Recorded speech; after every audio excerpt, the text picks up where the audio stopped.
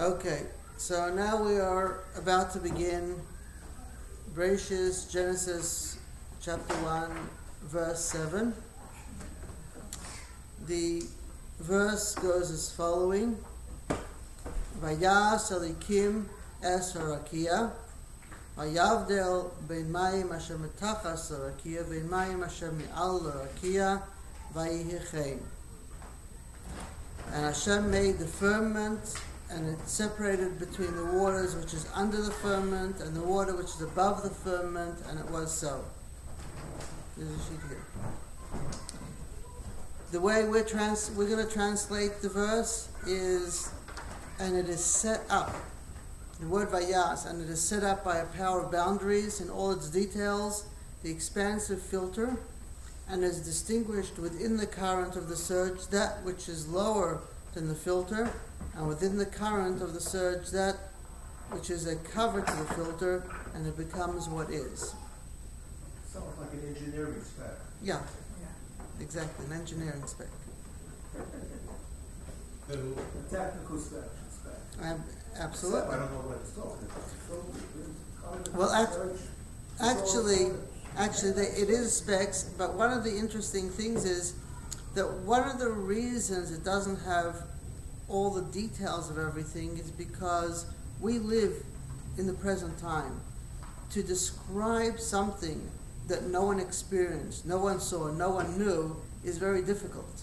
So it gives it in a general sense, general specs, without too much detail, so you understand in some sense what was happening, but you can't really envision and see it because we're not experiencing it. We haven't been there. So it gives it in some way, but not much detail, because we're not living in the past. We have to live in the present. We have to live with what we have. And you have the same problem with, the older generation and the younger generation. What the older generation thinks life has to be a certain way. The younger generation has no clue and understanding of the old generation because they never experienced or lived through what they lived, even though they know the same people. And so you see that going on from generation to generation. And how much more so something that went on a long time ago that no one was even there. So how did it evolve from the ancient interpretation to the common translation? It's such a huge gap. It is. How you see that evolve? It is a huge gap, and totally different. The translation is totally different.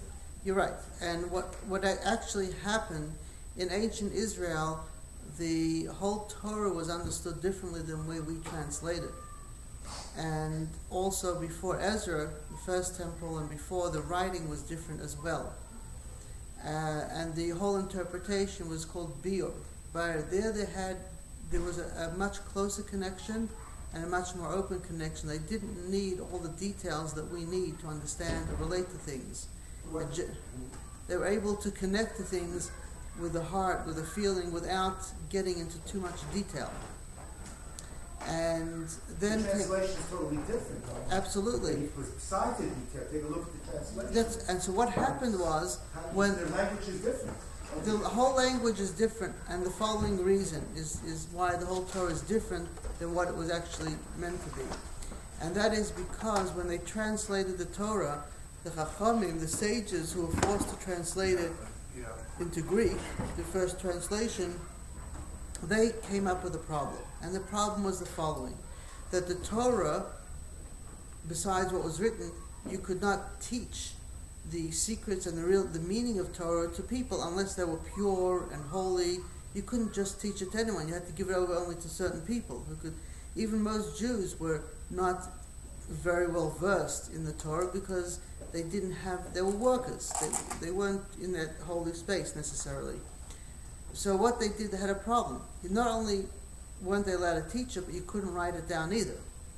And they didn't know what to do. So what they decided is, since they have to translate it, they were forced to translate it or Jews would be killed. So they felt it was a time that it was appropriate to do something. They translated it to be a story form as far away as possible from the real meaning of the word. So they translate it in a way that actually hides and conceals all the meaning of what the words mean.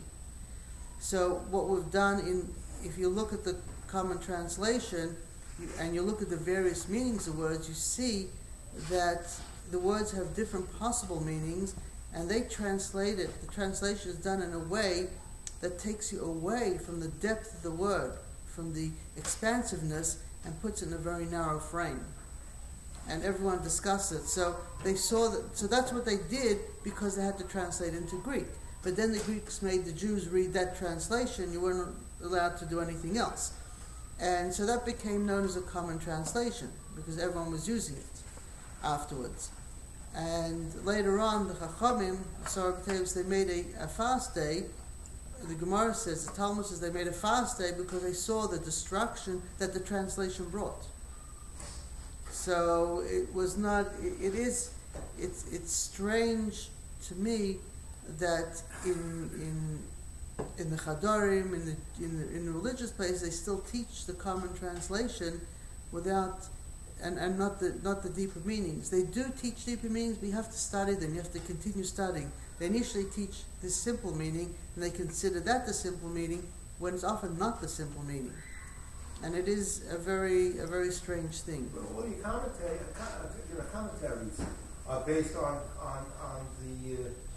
the common translation. It is. Not the ancient. In Mamori Chazal, I mean the Medrashim, it's all based on common translation. Rashi, the Ramban, everything goes based upon the translation that we have, and haven't seen even one of them perhaps allude to this translation. Well, what happened? They were not aware of it, or they lost it. Well, what they do is they do have. If you start looking at they have in different places. This word has this meaning. They do know that different words have different meanings, but they don't research all those meanings. You have very few that actually go into it. So they'll bring up this word. This word has this meaning. You'll find different things, bits and pieces. And so what I've done, and that's why I give references, I take these different meanings from different places and put them together. And I've put it together as a whole work.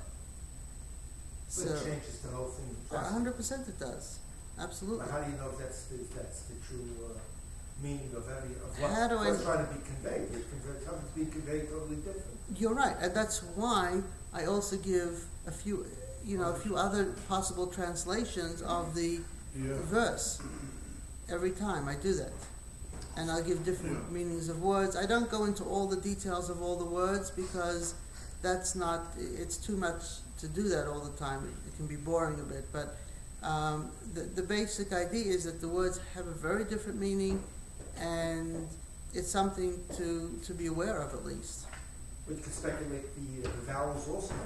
The vowels absolutely. You could, since there's no vowels in the Torah, it was done deliberately. You could pronounce this. You can have infinite amount of combinations of pronunciation. Absolutely. And subsequently, the translation would be different. That's based correct. Upon the vowel, how you arrange the vowels.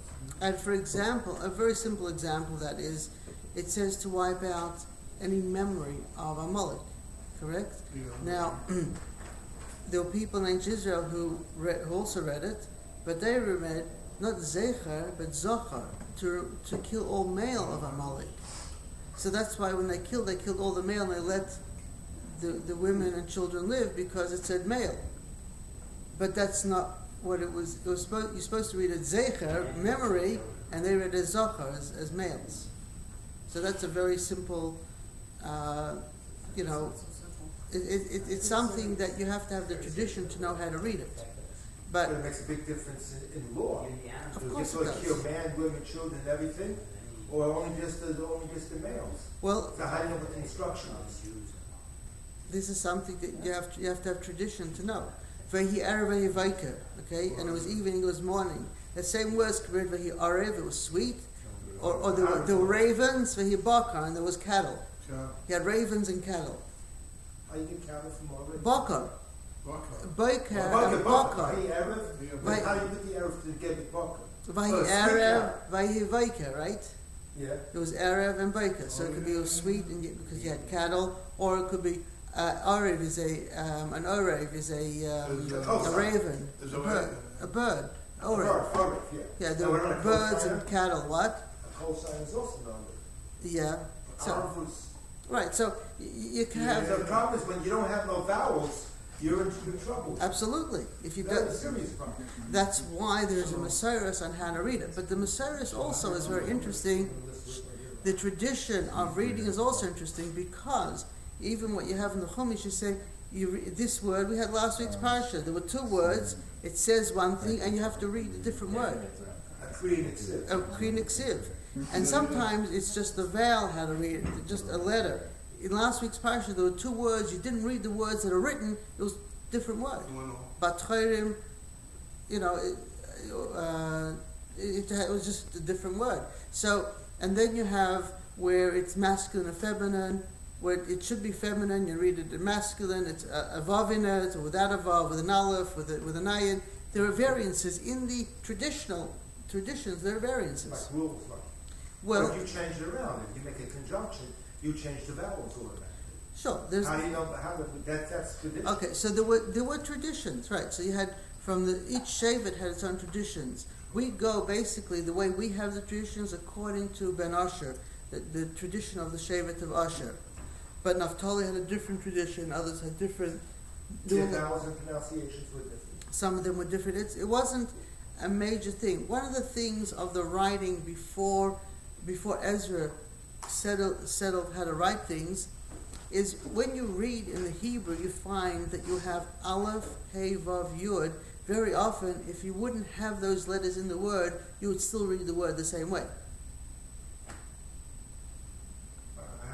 No, when you read... Aleph, Hey, Vav, Yud. No. For example. When you start reading, okay? Let's say Baruch, okay? Beis Reish Chav, final Chav, or Beis Reish Vav, final Chav. Does it make a difference if you have the Vav or not? No, of course not. Okay. It's the vowels that gives you the pronunciation. Okay, so you have a lot of words like that. It's throughout Hebrew like that, okay? Now, before Ezra, the Hebrew writing didn't have much use of the Aleph, Hey, Vav, Yud. They didn't use it. It would be Beis Reish Chav for Baruch, okay? And all these things, and the Yud was not there, it would just be a Tzerei, without the Yud. So before Ezra, it was written like that. And very possible the Sefer Torah was written like that. And the sea scrolls were different? No, that was after Ezra. The Dead Sea Scrolls is after Ezra. That would be the Ezra is the beginning of the Second Temple. Okay? He rebuilt the Second Temple. So all these the way we write it now is based on the way Ezra taught us to write so we don't make mistakes. But beforehand, it wasn't written like that. It was a little bit different. And this is a lot of things that people would have a difficulty trying to figure out, the changes that happened. Because everyone wants to believe this is the way it was from Moshe, there was no change. There were changes. There were differences. In the Sefer Torah itself? In the Sefer Torah itself. And there's one letter where it has an ayin or an aleph. Depends on which version, or a hey and an aleph. There are different variances, but so these variances are there, and it was because in ancient times the relationship to Hashem, to the Torah, was different than we have now. People understood things in a different way. They related to things in a different way, and Ezra established things in a way for future generations, so we'd have a structure. Beforehand, there wasn't a structure. Everyone could find their own connection and have variances in interpretation because they could feel their own connection. When people didn't feel it so much, they changed the whole way of studying Torah as well, with discussion back and forth. There's a lot of analysis that was done after Ezra that wasn't done before. Beforehand, this is what it is. They knew what it was. They felt it. They knew. They didn't have to discuss it. Afterwards, people needed discussion. Davening as well, yeah. People didn't need all this whole long prayer. They just said a verse or two, they said the Shema, and that was it. They made the connection. But it became more difficult for some reason later on. People didn't have the same connection, so they developed prayers and they lengthened it and made a big thing. More standardized. They standardized it for people, so people would have a structure. So there are a lot of changes, and so it's hard for people to understand how people of a few thousand years ago actually lived and understood and perceived things, because we never met anyone. how difficult is it for children to understand their parents? They don't. And the parents are like another generation. You know, get with it. So this is people you know. People you don't know, it's just very difficult. People who lived in a different world 50 years ago, 100 years ago. How do people of this generation growing up understand if they never experienced it? So this is recent history, recent things. So when you extrapolate and you go back 3,000 years, 2,000, 3,000, 4,000 years, how do you relate to it? It's very difficult to understand, but when you start looking at all these variances that went on, and start asking why were they like this, there is a way to relate to and understand it. And the same thing in the way the tradition of Torah was. There was a personal relation to the Torah that didn't need writing down elaboration, but once they started writing down, and the problem with writing is that the feeling you have and the words you write are different. When people read the words, they don't always know the feeling you have. It's more, the emotions, an intellectual thing often. I mean, yes, you can see a lot of things about people through the writing, but not everyone has that ability. Most people just see it as an external thing. It's cold in comparison to the person. So when you have written down things, everyone has their opinion of what it is, what it isn't. What the reality is, who knows? But everyone sees it differently. So in this translation that we do here, the main thing here is to tell you that the Torah is far more than anything we've studied and understood till now. It actually has a whole different realm, many realms in it. And the Torah Mishamayim will be different also. The word Mishamayim, because there's no vowels, it can be totally different. Everything could be different, and but it's done by design. Otherwise, if it was fixed, there wouldn't be vowels in the Sefer Torah. Why not? Yeah, having vowels in Sefer Torah makes a puzzle. So you're not allowed to put vowels in because the Torah has different meanings. Has to. Right, and you can't limit it to one particular meaning. But what they do in schools, they limit it to one meaning, and so people narrow the vision and say this is what it is. This is the simple meaning, and there is nothing more, or there's very little more. The simple meanings also come, even to what we have now. It's complicated. Look at all the simple meaning is very complicated. It's very problematic. Adventure to a different meaning altogether. Your simple meaning is also very complicated. Yes, that's why I'm doing this, and I'm doing this so it flows. Actually, the whole thing, with whether you put in verses or not, the whole thing flows. And when I'm finished, we'll put it together. As someone already asked, I should put the verses together so you can see the whole flow of it. And Mitzvah will do that. So this is we're up to verse 7. And what happened in the previous verse is there was a thought that arose in the thought of the Creator to create variances in the creation. And to us, variances occupy different places in our mind or reality. We have this variance is here, this is here. They each occupy their own space.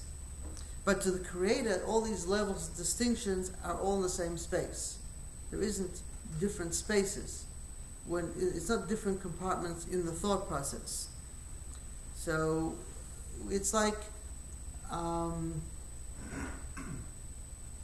when you're looking to grow, to expand yourself.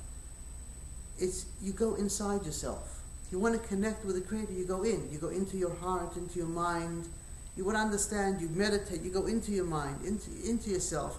It's the same space. And you can open up you can expand. Nothing physically is happening other than your heart. You're going into your mind in a more expansive way, or in your heart in a more expansive way. And so it's the same way with the Creator. Everything exists within the thought of the Creator. It's not a different space. It's all within. And so to us, the definitions are different spaces. To the Creator, it's not. It's all the same. So when someone's talking about someone's growing, they went from this level to that level, we compartmentalize it, put in different compartments, and they've grown so much, they've improved so much. The person's still the same person, but we still give them levels and places they're at. But the person is the same person. Now, what happens is when many people look to to see the God, they look all over. They want to see the Creator. They look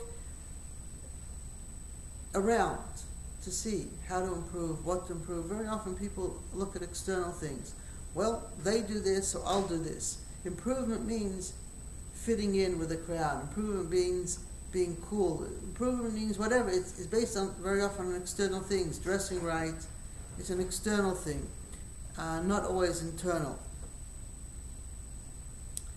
But whatever happens within a person in the way they open up and within, that changes their perspective of reality. So if a person is narrow and limited and wants everything in a cubicle, then the simple translation is the best thing. It's limited. Even if it doesn't make sense, it's an accepted way of doing things. It doesn't make sense, but since everyone accepts it, it's normal. You mean it doesn't make sense? There's nothing in the Torah that doesn't make sense. No, not the Torah, it's the translation that sometimes doesn't make sense. No, I'm saying, let's say this verse, Yeah, the water above and the water below. If you look up at the sky, it's blue. We know today there is water vapor in the atmosphere. Correct. It's not in the same form, but there's water up, correct. there's water down, You got clarity. and there's a separation between them. And this separation, we're calling a firmament in the common way. They're calling it a filter. It's basically the two parallel each other, but I mean it makes sense. In this case, yes. In this case, it could be water, it could be filter. It makes sense. But there are others, which I'll show it another point when we get to there, that there are a lot of difficulties with in the common translation. But it's not. You're right. However, the thing that I have trouble with in this Verse. sentence, in Yeah. this verse, is the name of Hashem. Okay. We translate God. I mean, there are several different ways we translate. Right. the In word English, you God. just translate everything as right. God. Now, Elohim is one of them. Yes. Does Elohim always have this concept of boundaries? Because obviously each name has a different reason for Correct. existence. So is Elohim always like a boundary, like a separation, like a? It's not always a separation. A boundary is a separation, and in that respect, it's a separation. Right. Elohim, El means power, and Hey El alone is another name for Hashem. The what? Isn't El Aleph Lamed another name? El, yes, Yeah. but the word El doesn't mean God; it means power. Power. Okay. When we see there's a power that does something, we will call that power God. Right. But the word itself doesn't mean God; it means power. Okay, and that's why angels, for example. The characteristic of God, Yeah. with the different names, and whether it's a God of, it's a God that's going to judge you, or Right. So very often, Elohim is called the power of judgment, or the power of limitation, or the power Tzimtzum V'Hagbala, judgment, din. Tzimtzum V'Hagbala, contraction, limitation. What? Shin Daled Yud. That is. It says Hashem said the creation was continuous. Hashem said this is enough. Die means enough.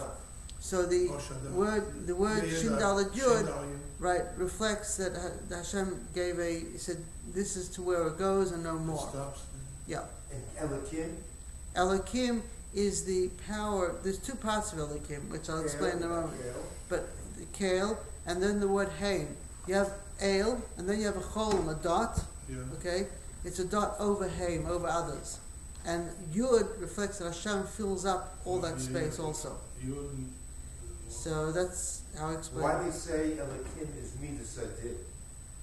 Because It reflects the Midas Adin in order to create something, you have to give boundaries, you have to create definitions. So it's not a judgment as good and bad, but it's a judgment in creating definitions. What's appropriate in each place. And what's the rules of applying Elohim, Shekai? Well, what the rules are. The There's reason. so many names. Okay, so each time we can go into that as we get to it, but over here, because we're dealing with creation, and everything is a description, another boundary, a different description. Since it's different descriptions, the name of Elohim is used because it's appropriate here. Yes. Judgment, glory, peace. Well, there's also another thing. Yud Kei Vav Kei, the 4 letters of Hashem, that is considered the transcendental name. What does that mean? The name that's beyond creation. It reflects infinity.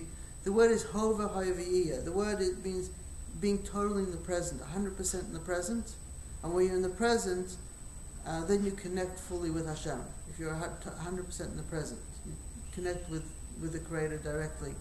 But Yud Kei Vav Kei is higher than Elohim, right? It means it's higher than definition. It's a space beyond definition. But the very fact that it has 4 letters, its name is also a definition. 4 letters means It doesn't matter. Yiyah, V'Hova. Haya, Hoive, V'yiyah. Hova, say again?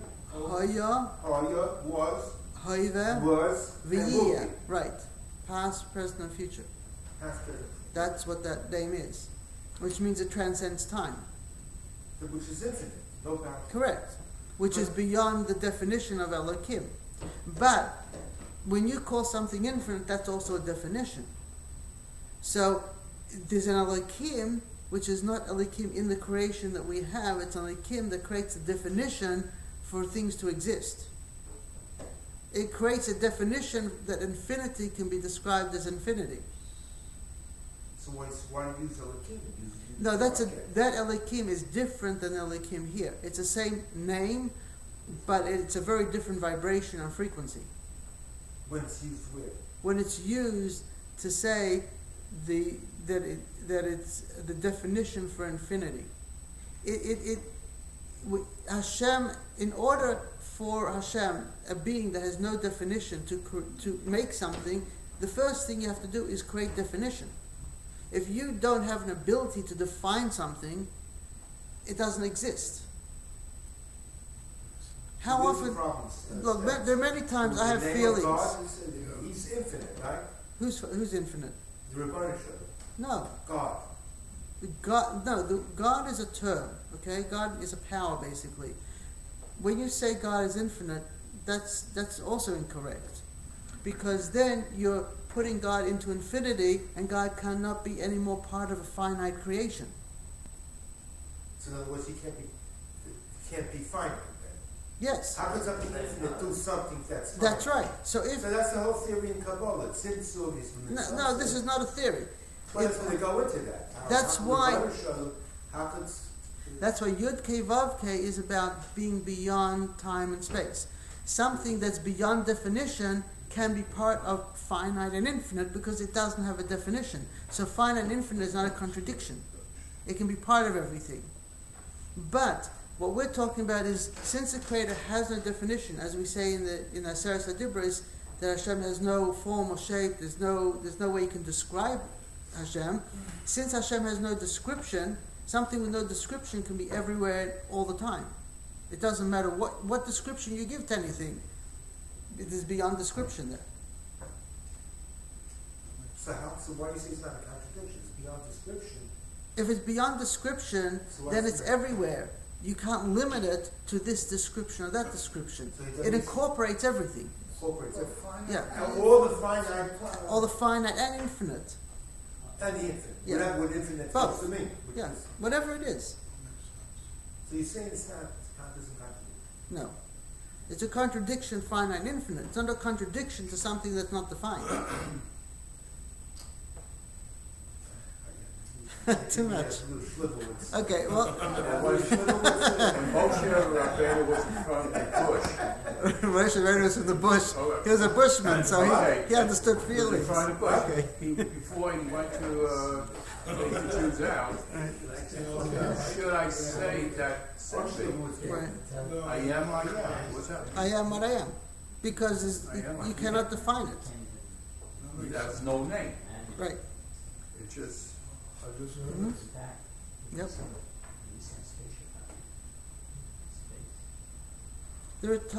There are times also we have things to us. we feel something, but we don't have words for it. Sometimes someone can put words to it, sometimes not. It just remains there without any description. Huh? We just know it is. That's what he's saying. But how do you do it? Just need to come back. What did you want to say? Yeah. I was watching something on the computer today. Uh-huh. It has something to do with the Zohar. And so God has like 72 names, I think it is. Oh, 72 names of God, okay. Now, what's Adonai referred to when you say Shema Yisrael? Adonai means master, my master, okay? So rather than pronounce the names the way they're written, we have chosen to pronounce it just as everything, my master for everything. That way, no one ends up pronouncing it in the wrong way, or no one ends up pronouncing it for no reason. There's nothing wrong. There's another issue with it, is that truthfully speaking, every place, the names of Yud Kei Vav Kei Elikim, the names actually have all different types of vowels and letters that are included in to pronounce it properly. So while you may see 4 letters or 5 letters or whatever, sometimes it could be 10, 12, 15 letters actually if you want to pronounce it in that space. Because every place a different frequency, it has different vowels and different letters. But it's very complicated because very few people understand the energies and frequencies of everything in creation. So people would not know how to pronounce it. So it's not taught because it's not something that people comprehend too well. And some people would abuse it. There are a lot of people who say, "Oh, I can pronounce God's name. I know how to pronounce it. I know this."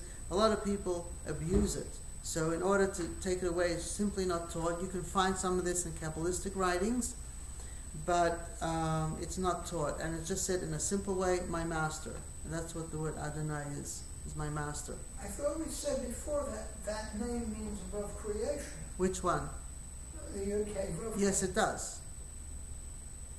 But even though Yud Kei Vav Kei means past, present, and future all at once, and you're beyond time and space, nonetheless, there are different. Right, it's also used as There are different extrapolations from it,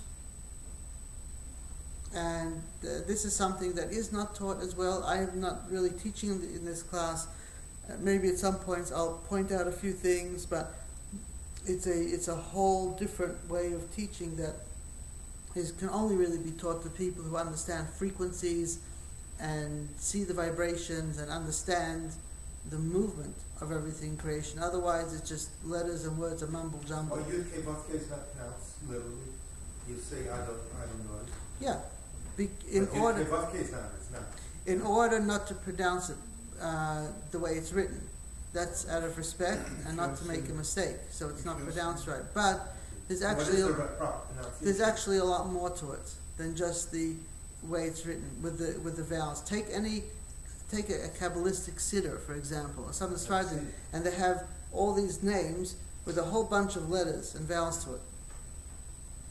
The different pronunciations of Yud Kei Vav Kei. Yeah, but it's not 4 letters.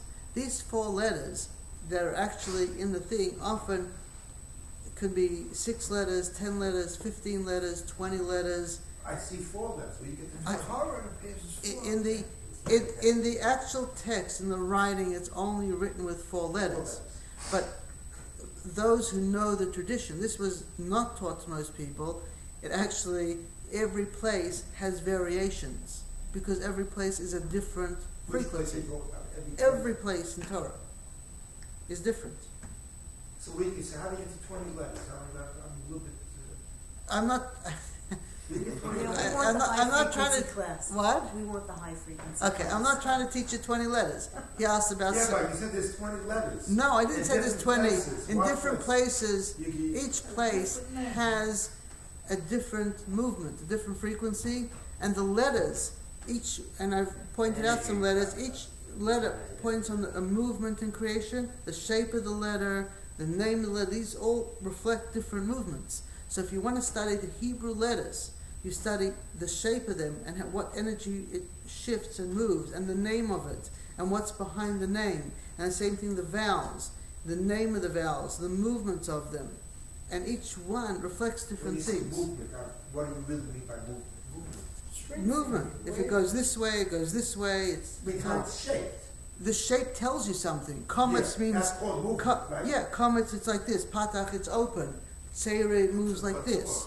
Segel is a balance. Each one reflects different things. Cholam reflects it's above the letter of above the normal level of people. The letter's under the if it's under, it shows it's below. There's all different things that they move. This is another thing that's also not taught in schools. The what's behind the letters, the meanings of the letters, the depth. This is not taught in Jewish I schools. mean, the generally. letters has a language to itself. 100%, yes. So how you put the language of the letters and the language of the vowels, and you combine it to get the summation of everything. Then what is defined? What's the Then you can start going and having a look at how many letters are in each word, what letters are there, what's not there. This is the letters, the way how you pronounce the word. how you pronounce it. The gutturals make a difference. There are different gutturals, and the different gutturals connect. Because when you say a comments, you can actually write it out differently. Correct. In the phonetics you talk about. Yes, You can put different lettering by phonetic alone. right. I'm just beginning to get what you're saying. This is a study that takes years and years to study. If you're doing this full time, it will take. Where you study this? I don't know. That's how we... Well, that's what.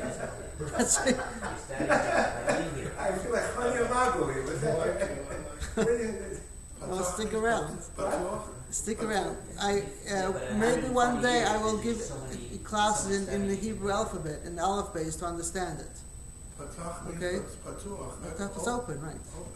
So whatever the word is, Patach opens it. Segel balances it. Like allow 3 dots, Right. I Three saw a dots thing is today that it balanced. said that everything in creation was created with the letters. That's what it means. Everything was created with the Hebrew letters because the shape of the letters reflect the movements in creation. You say movement of creation. Yeah. What does that mean exactly? Movement of... This hand is moving? Yeah. Okay. So what would describe this movement? How would you put it? You put a line. A line. Well, that's the idea. Put Okay. a line in a direction. Exactly. Or you can convert it into a mathematical expression. How many degrees north, south, west. Okay. You Or could it's put on an it- angle. Okay. and- So and when you azimuth- without writing the mathematical equation, if you're going to draw the line, you draw the line according to the flow. You draw. If I'm like this, you draw a line like that. If I'm like this, you draw. Okay. The Aleph base is drawn that way to reflect the movement of creation, and that's some of the things we've So how do also you- how do said. you- so, well, let's say an aleph. How you translate that for the movement of creation? Okay. Let me start. And now that you got to put We the did mental this, in for mind. example, with Bereshis. You did that already? We've done some of this stuff. Yeah. All 4 corners. Right. This way, that way. The top, the right, and the bottom. It's closed. There's a line. The only thing open is forward movement, right? In Hebrew, it goes from right to left. Okay. Right, yeah. So you don't know what's above. You don't know what's below. You don't know what's behind. All you know is what's coming forward. Correct. That's what why I the follow. Torah starts with a base. Yeah. Okay, oh, yeah. So it's reflecting what's happening in creation at that time. That everything else is blocked out, only forward movement. Okay? Then you have a resh. Okay? The resh has a top line and a right, okay? But it has no bottom. That's the tohu vavohu. If it just falls, when you just have something coming up no direction, the bottom falls out. So there's no bottom there. Okay? So that's the tohu vavohu. So the aleph reflects. The aleph comes from 4 corners, right, to the center, and it's open in 4 directions. So it doesn't have a formal shape yet either. Okay? So each letter is reflecting things that are happening. So that's what we've done that a few times, and we'll do it again in different verses. I'll point this out. I mean, it's a very interesting subject, the letters.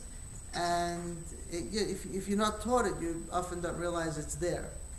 But the same way, every letter, all these names of Yud Kei Vav Kei, if you look in some Kabbalistic writings, you will see that they have, if you start looking, you'll see they have a lot of other letters put into the words. It's Aleph and Vavs. Yes, you see in the Sfar Shaddur. Right. They put in other letters because there are other meanings here besides, or they have other frequencies. So this is a study of its own that's not taught to people, not taught in yeshiva, but you can study it if you know where to look for it and how to do it. But it's not the first thing that people are really taught. Not too many people know how to do it, to teach it. Right, because not many people study it. So why are you saying firmament and filter are the same? They're not. No, what he was saying is that if you translate the verse as filter or firmament, it makes sense both ways. What I said is sometimes the common translation doesn't fit in with the words, and he says here it does, and that's correct. It does here.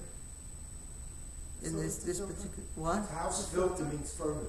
They're both two different things. It's two Yeah, different to me it things, seems but both of them fit in with the verse the way it is. Whether you're talking about water in the skies, and you're talking about whatever firmament in the sky, you're talking about a filter in the sky, they both fit in. They're both terms that are okay. There are other places, and maybe another class, I'll give you a very good example of some simple things that don't fit in. I gave you, it's different all over the place. Anyway, so what we're going to do, we've done a lot. So we're going to stop here, and we're going to go on with the verse. And we have to wait 4 weeks? You're going to have to wait To hear 5 this? weeks. No. Be serious. No, this was a very interesting class. We went off on other things, but it's fine. It's all part of studying the Chumash. The word mayim, though, or hamayim, The word mayim is very we interesting. use traditionally as water. I mean, everybody. Correct. It's traditionally water. The issue is that because we're talking about thought, in the thought of the Creator, there is no water there. In the spiritual realms, there is no water. And we brought a story that Rabbi Kiva told his friends that when you go into the spiritual realms, you go within and you see what looks like water. Don't say water because water is a lie. There's no water that exists there.